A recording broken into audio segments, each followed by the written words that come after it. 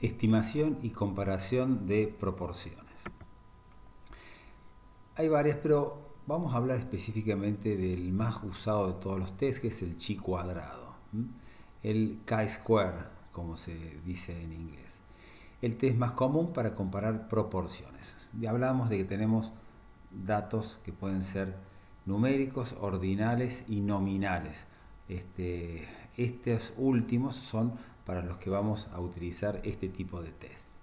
Puede ser usado con dos o más grupos, este es más versátil.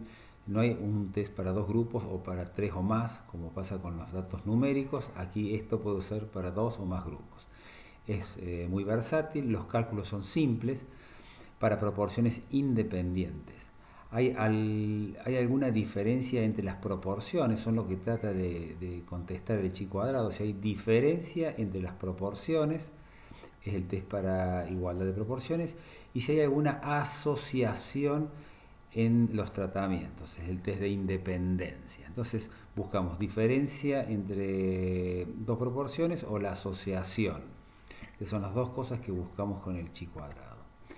El chi cuadrado son estas dos tablas para uno entenderlo, ahora vamos a ver, pero ponemos los datos marginales, cuáles son los datos marginales, y de los datos marginales vamos a sacar la ecuación de qué número debería estar acá en cada uno de estas celdas del medio. Entonces estas son las frecuencias esperadas en base a los datos marginales que tenemos. Entonces, las frecuencias marginales son fijas, las que están a los costados son fijas. La frecuencia esperada para cada célula son calculadas del total de las filas y las columnas. Lo que esperamos lo calculamos con una cuestión matemática desde las filas y las columnas. La frecuencia esperada en cada célula es comparada con la frecuencia observada. La esperada, que es la que estamos sacando, con la observada, con la que nos dio el trabajo. La diferencia entre ambas es lo que se usa para construir el chi cuadrado. Esta diferencia es lo que se usa con el chi cuadrado. Si no hay relación entre las variables de la columna y las filas, si son independientes, las frecuencias van a diferir muy poco y el test de chi cuadrado va a ser muy bajo. Si hay relación, la diferencia va a ser grande y el test de chi cuadrado va a ser alto. Este es el cómputo de los grados de libertad. El chi cuadrado, x al cuadrado, es la suma de lo observado menos lo esperado al cuadrado dividido lo esperado, donde los grados de libertad, que es igual al número de filas menos 1 y el número de columna menos 1, esto nos da el grado de libertad, R de row, C de column, entonces el número, los menos 1 van a ser los grados de libertad. La distribución de chi cuadrado, esta distribución no tiene valores negativos, tiene un solo parámetro, esos son los grados de libertad, esto lo vemos en las tablas para chi cuadrado.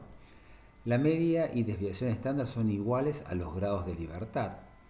Para el testeo de una hipótesis se debe encontrar el valor crítico para un alfa específico en la tabla. Siguiendo con la comprobación de chi cuadrado, lo que hacemos en todos los test estadísticos para comprobar una hipótesis. Ejemplo, ocurrencia de shock en pacientes tratados con plasma con J5 o los controles. Primer paso, decimos que el tratamiento y los resultados son independientes. Acá buscamos la independencia. En la hipótesis de alternativa decimos que el tratamiento y los resultados son dependientes, que depende de haberle dado el plasma la ocurrencia del shock. Segundo paso, decidir cuál es el test apropiado. El test de chi cuadrado es apropiado para variables nominales, que es el caso de estamos trabajando, variables nominales. Si no, en este caso, si tuvo o no tuvo, puede ser sexo, pueden ser características sociodemográficas, en fin, todas las variables nominales de las que ya hablamos. Esta es la ecuación. Los grados de libertad, tenemos dos columnas menos 1, dos filas menos 1, o sea que estos son los grados de libertad, sería 1. El tercer paso, seleccionamos cuál es el valor que nosotros pretendemos, en este caso alfa igual a 0,05. Cuarto paso, determinar el valor crítico. Entonces, para una distribución de chi cuadrado con un alfa de 0,05 con un grado, recuerda que había dos filas y dos columnas menos 1, que nos da un grado, con un grado de libertad el valor es de 3.841. Desestimar si el valor de chi cuadrado es mayor a 3.841. Este es un test de un camino o un extremo porque queremos saber si las frecuencias observadas y esperadas son diferentes por más de la cantidad que ocurre por chances. Quinto paso, realizar los cálculos, obtener la tabla de frecuencia esperada. Como se asume que las columnas y filas son independientes, encontrar la probabilidad de dos eventos independientes multiplicando sus probabilidades marginales. Luego multiplicar las probabilidades por el número total de observaciones para obtener las frecuencias esperadas. ¿Qué es lo que hacemos? Es esto. Esta es la ecuación. Entonces tenemos, acá son las observadas, lo que nos dio el estudio, que hicimos en el estudio nos dio estos números. Esto es los que habían hecho shock y habían recibido esta vacuna, la J5, y los que habían hecho shock y que habían recibido el control. Lo mismo para los que no lo habían hecho, con recibir o no recibir la vacuna o el control. Esto es lo que ocurre en el equipo, y teniendo estas columnas y filas de marginales, sacamos que lo esperado eran estos números que están acá. Entonces empezamos a hacer eso.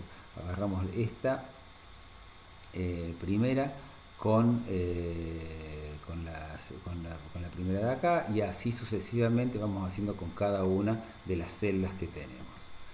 Fíjense, 2 menos 529 al cuadrado dividido lo esperado, 529. ¿De dónde sale esto? 2 lo observado menos lo esperado, que es el 529, que son estos números que tenemos acá. Hacemos para cada una de las celdas y nos va a dar cuál es el número que tenemos de chi cuadrado, que es el 4.12. Entonces, en el sexto paso de las conclusiones decimos que el valor del test de 4.12, que es mayor de 3 que habíamos sacado para un grado de libertad, 3.841, y cae en el área de desestimación. Por lo tanto, se desestima la hipótesis de independencia. Quiere decir que hay el haber recibido esta vacuna va a haber va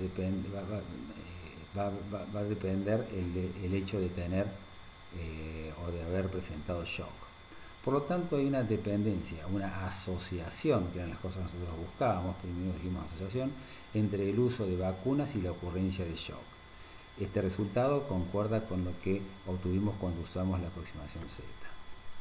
Entonces, los test de asociación, hay alguna asociación entre el tratamiento y la mejoría. Nuevamente, primer paso, segundo paso, definimos cuál es nuestra alfa, tercer paso, cuarto paso, vemos cuál es nuestro test. Hacemos las ecuaciones para este nuevo problema y las conclusiones que nos va a dar nuevamente con otro problema que estamos presentando acá, que el valor es de 10.72, que es mayor que este que dijimos, que es el valor de chi cuadrado con un grado de libertad, y entonces podemos hablar de que hay una asociación. Estos son los cálculos que normalmente se utilizan, como habíamos visto, y vamos a un test específico dentro para ver datos nominales, que es el test de Fisher Exact Test. El test de chi cuadrado no debe ser usado, y esto es importante, no debe ser usado si el valor esperado en una célula es bajo, menor de 5. Usar el test de Fisher cuando esta eventualidad ocurra. El test de Fisher asume que los valores marginales son fijos. Objetivo es el cómputo de las probabilidades de las frecuencias observadas, dado que los márgenes son fijos. Este símbolo quiere decir que vamos a ver todos los valores hacia abajo hasta el 1. No nos vamos a complicar con estas ecuaciones, que son bastante complejas, pero lo que quiere decir esto es que en el test de Fisher vamos a tener, como teníamos una eventualidad en una célula que ocurren 2 por 2, esto es menor de 5, por lo cual tenemos que generar hacia abajo hasta el 0, tenemos que generar una celda con 2, una celda con 1 y una celda con 0, y hacer las ecuaciones. Si yo acá de esta celda saco 1, este valor me va a aumentar, este me va a disminuir y este me va a aumentar, y así sucesivamente con cada una de las frecuencias observadas. A esto se refiere el signo de admiración. A ir haciendo para cada uno de las celdas que tengan menos de 5, y esto nos va a dar la probabilidad de que haya o no diferencia. Este es el test de Fisher. Se usa siempre y cuando el valor en alguna celda sea menor de 5. Gracias.